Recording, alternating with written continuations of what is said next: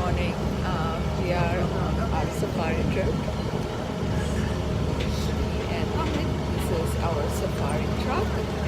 And in some time, I will flip the camera and show you the animals. See you later. Bye.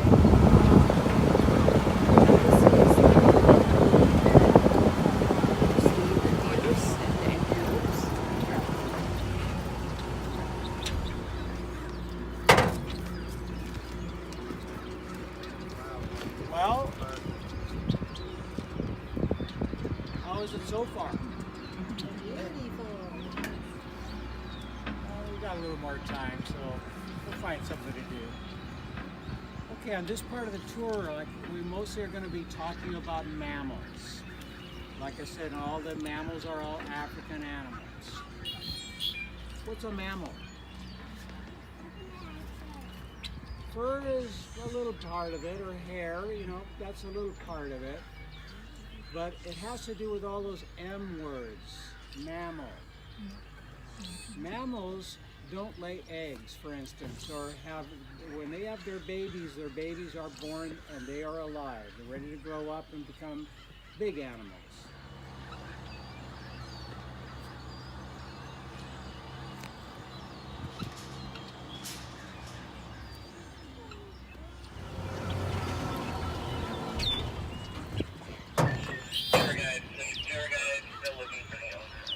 Hi, Remy.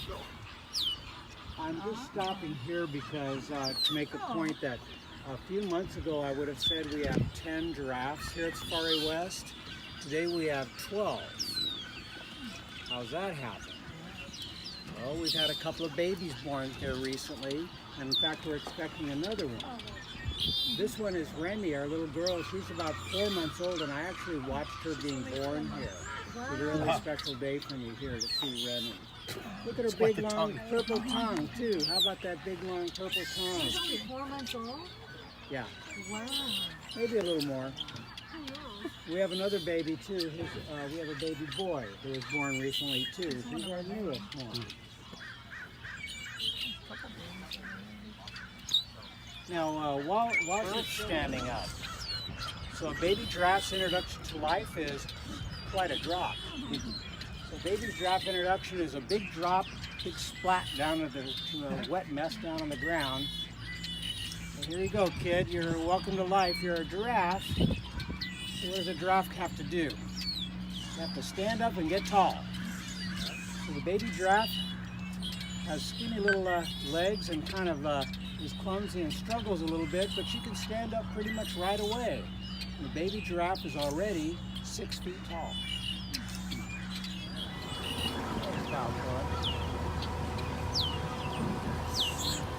Just a little boy still.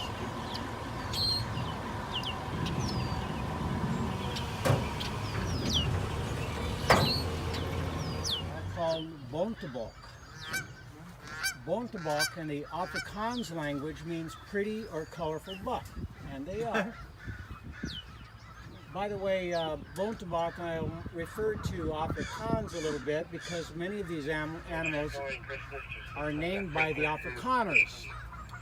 The Afrikaners are people who came from Holland and colonized parts of Africa starting in the late 1600s.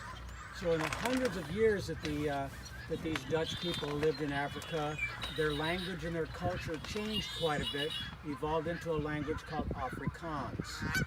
The Afrikaners and a Dutch-speaking person can't even understand each other. They can't even talk to each other. They don't know what they're saying. It's changed that much. But the reason I point that out is because many of these animals have a Germanic or a Dutch-sounding name like that, like the bontebok. These are called red river hogs. Also notice there's a big tortoise over there too. Oh, yeah. We have, I think, 6 or 7 of these big tortoises. They're called sulcata or spurred-legged tortoises, an African animal, which can grow to be over 100 years old. Wow. You know what the difference between a turtle and a tortoise is? Are you okay? You have a nosebleed? Oh, I'm sorry, sweetie. Happens. Yeah. Oh, sorry about that. So what's the difference between a turtle and a tortoise? daughter is Yeah, is pass on this up to her. land. Yeah, she's got a pack of them, but Oh, she does? yeah, she's got a pack of tissues up there. So you're okay. She's very self-sufficient. I think we've seen that before, right? Allergies? Or just Just dry, I think, sometimes. dry? Yeah, the dry rhinos. Which is amazing. We have ground animals here are called roan antelope.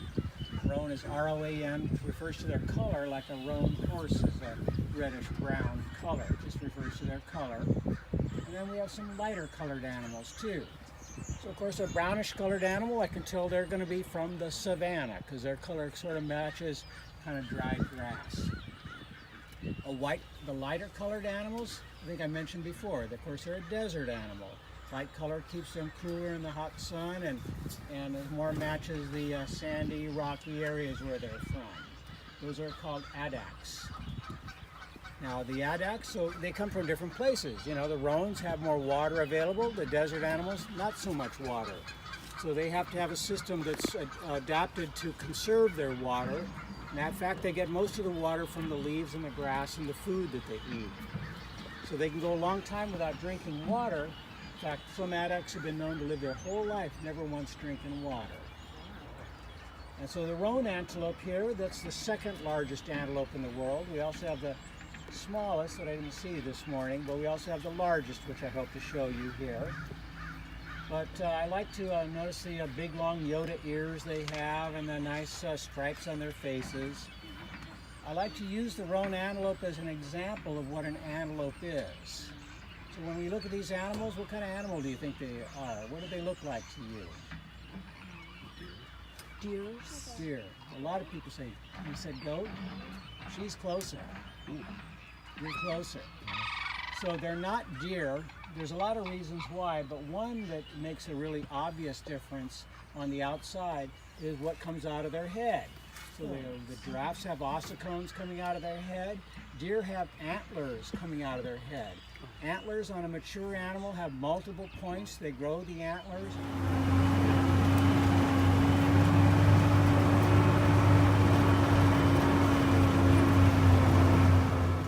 Rhinos. White rhino. Well, there's some rhinos. Two I horned see rhinos. 2 rhinos over there, but I also see 12 rhinos right here. Actually, I kind of see 13. They're that closely related? What is rhino? Nose. Yeah. Nose. I'm seeing 1 rhino right here, and I'm seeing 12 others. How's your rhino? Yeah. Good? Yeah, rhino means nose. Like if you were to go to you have a nose job with a plastic surgeon, it's called a rhinoplasty.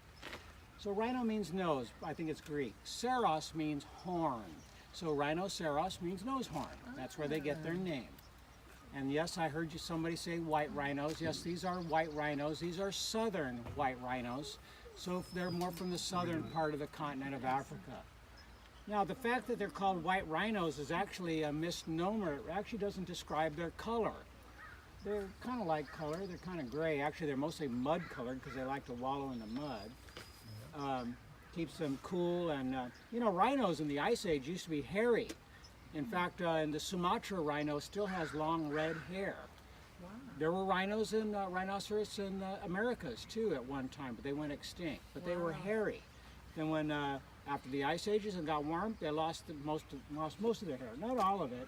In fact, significantly not. If that doesn't work, swipe right for Rhino Tinder for Waldy. So he's our spare male. So if that doesn't work out, maybe he'll have a chance a little bit later. He's a little younger than Mufasa, although he's a nice big boy. He's a cool animal. But I want to point out his horn. Look at the fuzziness on his horn so you can see what the horn is made out of. It's that fibrous stuff. It's like hair. Waldy's cool. He's actually very friendly. A lot of times he comes over for a pet. Did he make the wallow hole? Did you have this person have a foreign vehicle? That's one good reason for having a horn. That's one of the things they do with a horn. And self-defense too, of course. But yeah, they use them as a tool. He's got like a sweet eye. Yeah. Hey, Waldy. It's a serious one. Speaking of which, we do have magical animals here.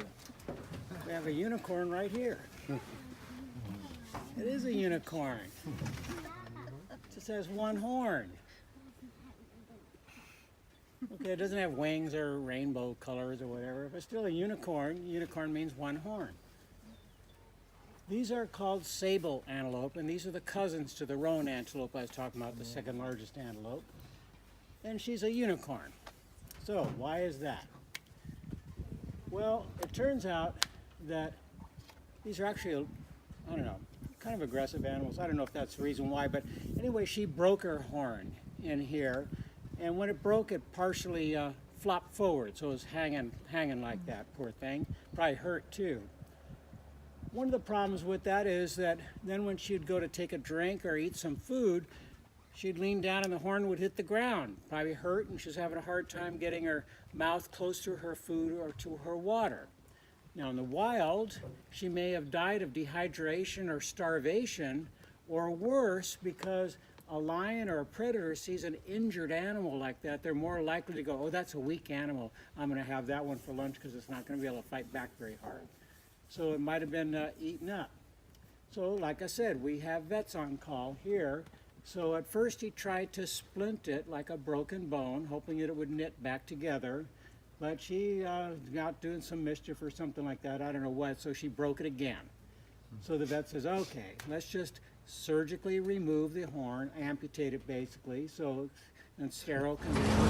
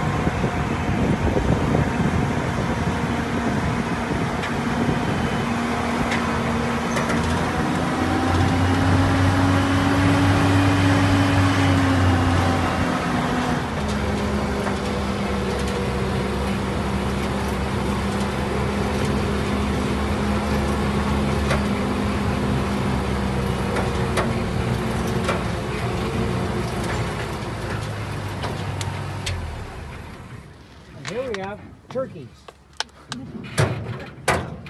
Oh, and look at this over on the right. We have more. What are they? Unicorns. Antelope. Yep. Is that one injured?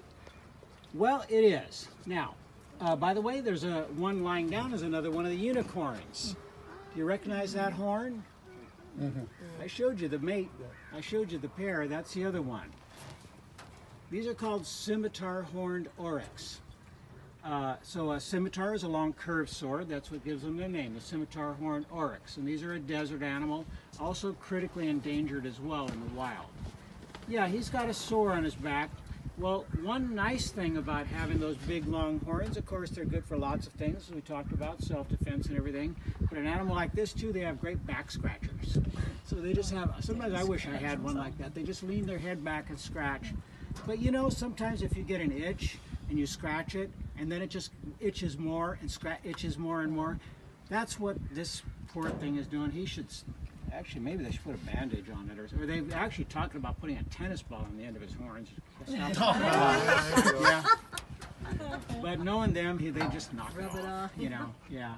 So that's what it is. He's scratching himself too much. Maybe it's a nervous habit or something like that.